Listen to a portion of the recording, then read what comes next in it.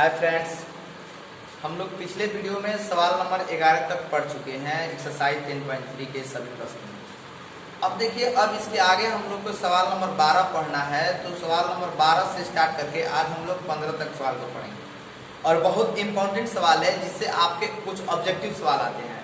यानी 12, 13, 14 और 12, 13 और 14 इस 3 सवालों में से प्रत्येक साल एक न एक ऑब्जेक्टिव सवाल आता ही है।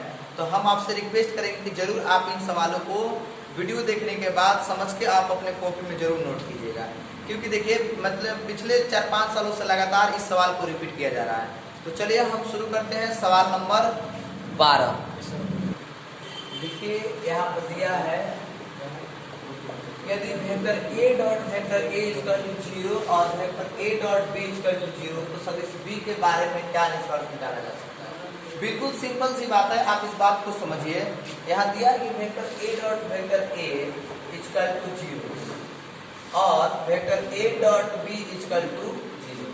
एक बात बताइए, हम इसको मैग्नीट्यूड a के स्क्वायर इक्वल टू 0 लिख सकते हैं।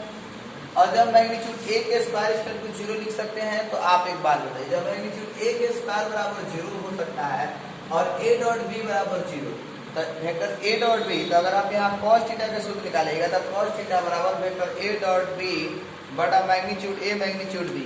ये भी फॉर्मूला आप अप्लाई कर सकते हैं। तो यहाँ मैग्नीट्यूड a के स्क्वायर इक्वल टू 0 और vector a dot b equal to 0 आ गया है। तो अब हमें वेक्टर b के बारे में निष्कर्ष निकालना है। तो हम आसानी से लिख सकते हैं, यहाँ से वेक्टर b जो है वो आपका वेक्टर b के बारे में क्या कहा जा सकता है, क्वेश्चन पूछा है। तो हम यहाँ बोल सकते हैं कि वेक्टर b कुछ भी हो सकता है, यानी वेक्टर b के मान कुछ भी हो सकता है। मैं आसानी से वेक्टर a इक्वल टू 0 अतः वेक्टर b का मान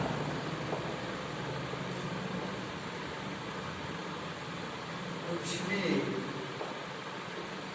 हो सकता है।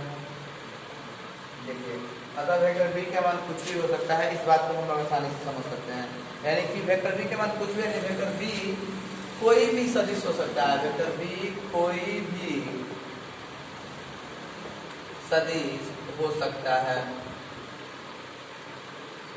ये भी सवाल आपके परीक्षा में बहुत पूछे जाते हैं। यानी कि आज के 12, 13 और 14 तीनों बहुत इंपॉर्टेंट सवाल है ऑब्जेक्टिव की दृष्टि से और 15 नंबर लॉन्ग क्वेश्चन। तो चलिए इसका देखिए, 13 नंबर सवाल है, यदि vector a, vector b, vector c मात्रक सदिश है।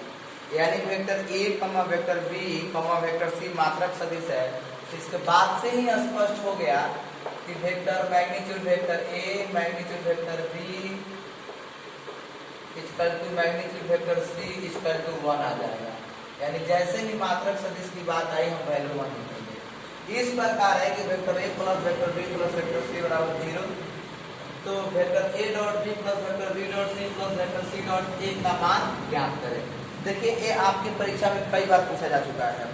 10+2 के बोर्ड के ऑब्जेक्टिव क्वेश्चन में कई बार पूछा जा सकता है और पूछा भी गया है और आगे भी पूछा जाएगा। तो इसको आप ध्यान से देखेंगे। जैसे हमें एक शर्त मिला कंडीशन की vector a plus vector b plus vector c equal to 0, बस हमने देखा कि vector a plus vector b plus vector c equal to 0, इसको हम दोनों तरफ वर्क करेंगे। तो लिखेंगे दोनों तरफ वर्क करने पर, दोनों तरफ वर्क करने पर लिखेंगे तो magnitude vector vector a plus vector b plus vector c के whole power 2 equal to vector 0 के होल पावर 2। एकदम आसानी से हम लिख सकते हैं। अब आइए, आप याद कीजिए, आप सूत्र पढ़े हैं vector a plus b plus c के होल पावर 2, यानी सिंपल से सूत्र पढ़े होंगे आप अलजेब्रा के। a plus b plus c के होल पावर 2 तो a square plus b square plus c square plus 2ab plus 2bc plus 2ca। जैसे आप देख सकते हैं यहाँ पे a plus b plus c के होल पावर 2, इसका सूत्र होता है a square plus b square plus c square plus 2ab plus 2bc plus 2ca। ये सूत्र होता है vector a plus b plus c के होल पावर 2 का। तो आप यहाँ पर देखिए vector a plus vector b plus vector c के होल पावर 2। तो अब इसको हम लिखेंगे मैग्नीट्यूड वेक्टर a के whole power 2 magnitude vector b के whole power 2 magnitude vector c के होल पावर 2 और plus 2 vector a b plus 2 vector b c plus 2 vector c के बराबर कितना लिखेंगे 0।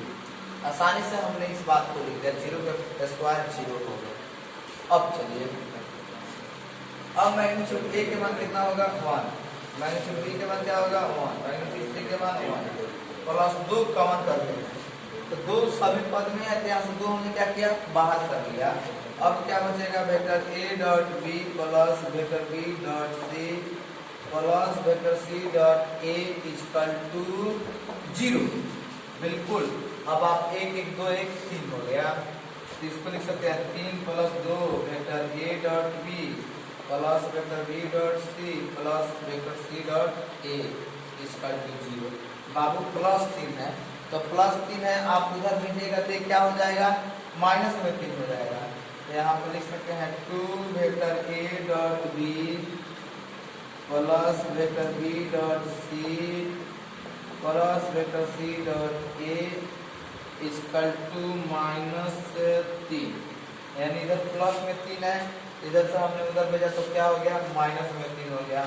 और यहाँ से लिख सकते हैं कि vector A dot b plus vector b dot c plus vector c dot a equal to -3/2। यही आपका क्या हुआ आंसर। आप आसानी से इस बात को समझ सकते हैं कि ऐसे सवाल आपकी परीक्षा में क्यों पूछे जाते हैं। देखने में तो बहुत लंब दिख रहा है बट ये सवाल बहुत सिंपल है।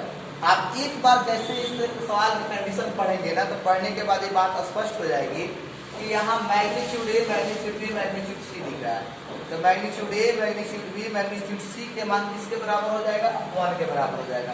आसानी से आप इस चीज को समझ गए। अब चलिए magnitude a magnitude b magnitude c के मान 1 मिला, या मैग्नीट्यूड ए के स्क्वायर प्लस मैग्नीट्यूड बी के स्क्वायर प्लस मैग्नीट्यूड सी के स्क्वायर, इसका मान 1 1 1 तो 1 1 2 1 क्या मिल गया 3 और इधर प्लस में इधर प्लस में 3 उधर दे दिया माइनस में a dot b plus b dot c plus c dot इसका मान आ गया -3/2। यानी कि ऐसे सवाल आपके परीक्षा में पूछे जाते हैं तो आप इस चीज को जरूर ध्यान में रखें। इस तरह के बहुत सारे सवाल आपकी परीक्षा में जरूर आते हैं तो आप ऐसे सवालों की प्रैक्टिस करेंगे अंक चेंज करते। चलिए अब इसके आगे देते हैं, उसके पहले कि आप इसको अपने कॉपी में लिख लीजिए। इसके आगे हम सवाल नंबर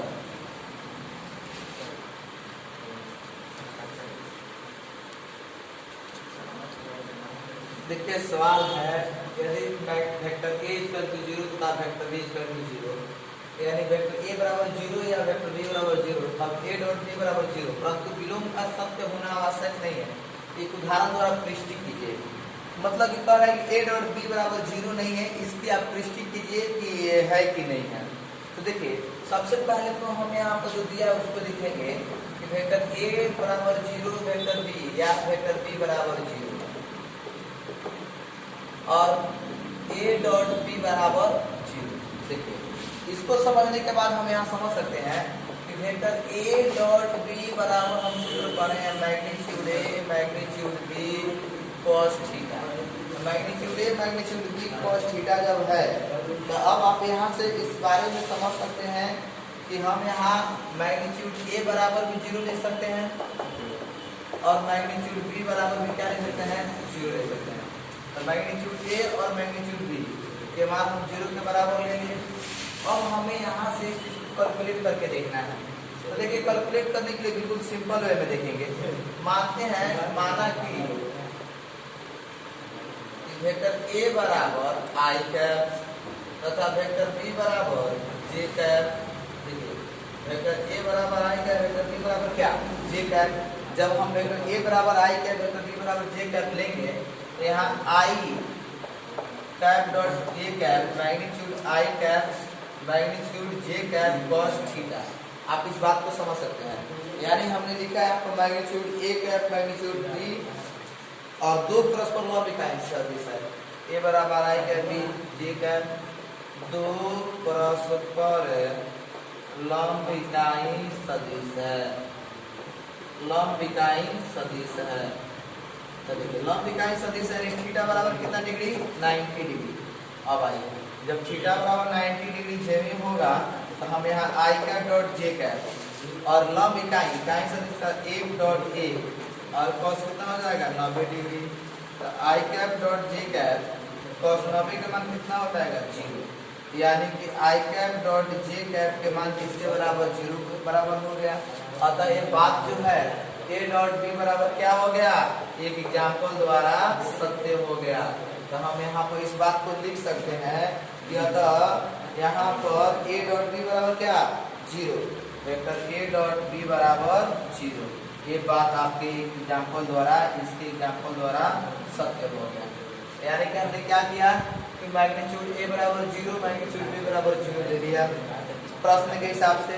फिर प्रश्न में बोला कि vector A dot B equal to 0। अब वेक्टर ए डॉट बी बराबर magnitude a magnitude b cos theta. अब आइए मैग्नीट्यूड ए के मान किसके बराबर 0 के बराबर, और मैग्नीट्यूड बी के मान 0 के बराबर हो गया। तो माना कि वेक्टर ए बराबर आई कैप तथा वेक्टर बी बराबर जे कैप, दो परस्पर लंब इकाई सदिश है। तो लंब इकाई सदिश, तो लंब जैसे ही आया हमने थीटा का मान कितना ले लिया 90 डिग्री। अब आइए आई कैप डॉट आई कैप बराबर magnitude I magnitude J cap cos theta. I cap dot I cap बराबर मैग्नीट्यूड आई कैप के मान 1 जे कैप 1 cos 90। तो cos 90 के मान क्या हो गया 0।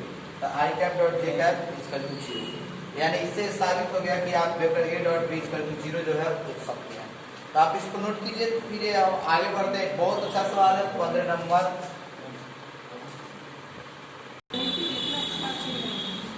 किसी त्रिभुज एबीसी के शीर्ष ए बी सी क्रमशः 1, 2, 3, -1, 0, 0, 1, 2 है तो एबीसी ज्ञात कीजिए। उन एबीसी सदिशों बी और बीसी के बीच का कोण है। देखिए किसी त्रिभुज एबीसी के शीर्ष ए, बी, सी, तो ए, बी, सी दिया है। अब इसको हम लोग सबसे पहले स्थिति सदिश में कन्वर्ट करेंगे और कोण निकालनी है बी और बीसी के बीच। तो सबसे पहले तो हम लोग यहाँ ओ ए लिखेंगे। ओ ए देखिए ओ ए हमें क्या मिलेगा I cap 2j cap 3k cap O A मिलेगा। ओ बी मिलेगा minus I cap 0j cap 0k cap. Vector O C मिलेगा 0 कैप आई कैप 2j कैप। ये हमको मिल गया ओ ए ओ बी ओ सी। अब यहाँ से हम निकाल सकते हैं आसानी से ए बी। तो ए बी बराबर ओ बी माइनस ओ ए लिख सकते हैं। आप आसानी से इस बात को समझ लीजिए। तो जैसे हम लिखे ओ बी के मान क्या मिलेगा minus I cap 0 cap plus 0k cap minus, और माइनस से गुना करेंगे तो टोटली चीज माइनस में हो जाएगा। डायरेक्ट ही लिखते हैं minus 2j cap minus 3k cap. अब चलिए minus 3k cap minus I cap minus 2 का minus 2i cap minus 2j cap और माइनस 3k कैप। हमें मिल गया वेक्टर ए बी के मान। बात समझ आए। अब वेक्टर ए बी के मान मिल गया। अगर हम इसको बी ए लिखेंगे तो बी ए लिखेंगे तो ओ बी माइनस ओ ए मिल जाता है। तो बी ए लिखने से प्लस चीज जो है माइनस में सब बदल जाएगा और आसानी से हम रिजल्ट यहाँ प्राप्त कर सकते थे। तो देखिए अब हम ऐसा काम करते हैं ना कि इसको हम या ए भी बोला है हमें बी ए के बीच का कोण चाहिए। तो कोई दिक्कत नहीं है, हम लोग आसानी से क्या करते हैं इसको यहाँ पे ए बी ना बोल के बी ए बोल सकते हैं। बी ए यानी ओ ए माइनस क्या ओ बी। देखिए ओ ए के मान क्या है आई कैप 2j कैप और plus 3k cap minus minus में क्या हो जाएगा plus I cap minus 0j cap minus 0k cap. बिल्कुल बी ए आप यहाँ से I cap 2i cap 2j cap plus 3k cap लिख देंगे। अब इसका हम मापांक निकालेंगे तो मैग्नीट्यूड बी ए का मापांक हो जाएगा अंडर रूट 4 प्लस 4 प्लस 9। तो 9 और 4 4 8 9 17 है। तो कितना हो जाएगा आपका 17। यानी मैग्नीट्यूड बी ए का मान क्या आ गया 17 आ गया। अब आइए बी ए के मान 17 आ गया तो अब यहाँ से हम क्या निकालेंगे बी सी, क्योंकि बी ए और बी सी के बीच की कोण की बात है। तो एक बार बी ए निकाले अब बी सी निकालेंगे। तो वेक्टर बी सी बराबर ओ सी माइनस क्या लिखेंगे ओ बी लिखेंगे। देखिए ओ सी के मान क्या है 0i cap plus I cap plus J cap J cap plus 2k cap minus, और ओ बी का माइनस का लिखेंगे plus I cap minus 0j cap minus 0k cap. B सी के मान 0 आई कैप और A I cap plus I cap, तो ये हो जाएगा आपका आई कैप, और ये हो जाएगा आपका जे कैप, और ये हो जाएगा 2k कैप। अब आइए, अब आप इसका आसानी से यहाँ से मापांक लिखोगे। मापांक आ जाएगा अंडर एक एक एक और 4 कितना हो जाएगा 6 मिल गया, ए बी बी से मिल गया। अब इसके बीच का कोण, तो यानी कि हम लोग आसानी से वेक्टर बी ए और वेक्टर बी सी के बीच के कोण निकालेंगे। तो देखिए बी ए और बी सी के बीच के कोण क्या मिलेगा, cos बी। ए बी सी के अंतर्गत है कोण ए बी सी, तो ए बी सी के अंतर्गत क्या मिलेगा बी, तो इसको लिखेंगे b a dot b c बाटा magnitude b a magnitude b c. अब आपको cos बी लिख लिए। बी ए के मान क्या है आपका, तो 2i cap plus 2j cap plus 3k cap, और बी सी के मान क्या है, i cap plus j cap plus 2k cap, और मैग्नीट्यूड बी ए के मान कितना आ गया √17, और बी सी के मान कितना आ गया √6। और आइए, अब आप इस चीज को मल्टीप्लाई करोगे तो यहाँ से आ जाएगा 2 एकम 2, 2 3 6 और 17 6 का 102, 102 मिला cos बी। अगर हम यहाँ से b निकालेंगे तो cos इनवर्स 10 बाटा अंडर 102। देखिए यहाँ कोण b के मान जो है आया क्या, cos इनवर्स 10 बाटा 100 अंडर रूट 102। ये हमें 15 नंबर सवाल का आंसर आया। ऐसे भी बहुत सारे सवाल आते हैं इस टाइप के और हम लोग को सॉल्व करना होता है। तो चलिए आप इस सवाल को अपने कॉपी में नोट कीजिए, और इसके बाद और आगे की सवाल हम लोग नेक्स्ट अगले वीडियो में देखेंगे। तब तक के लिए धन्यवाद, फिर मिलेंगे अगले वीडियो में।